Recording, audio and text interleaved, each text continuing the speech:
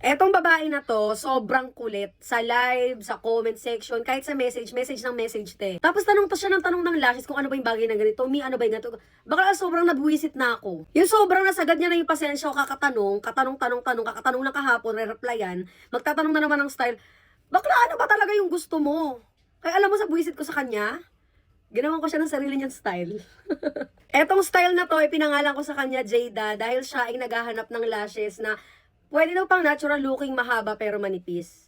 And your wish is my command. And gusto kong ipakita sa inyo yung new style namin, which is si Jada, kung ano nga ba yung look nito. At kung bakit niya to nagustuhan sa dinami-dami ng lash style na meron kami. This is in the style Jada. As you can see, sobrang nipis niya pero mahaba. And naka-C-curl na din pala siya.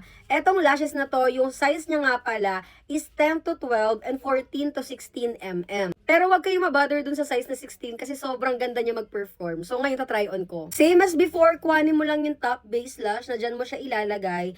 Tapos ang gagamitin ko na nga palang size ngayon is 14 to 16 para mas ma-appreciate nyo. And this is how it looks like. Kung makikita mo, sobrang haba talaga niya. And kung paano ko siya inilalagay, sobrang bilis lang. Using this mirror, ipoposition mo lang siya dyan, iaangat, then press.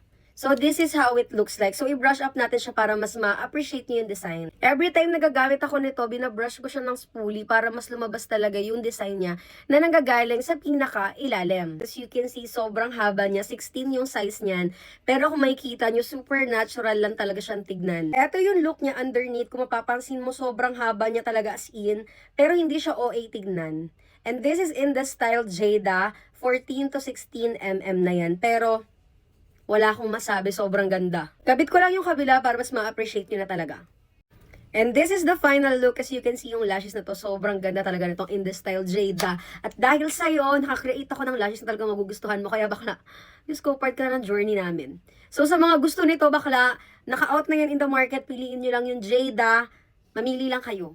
Nandyan na yan.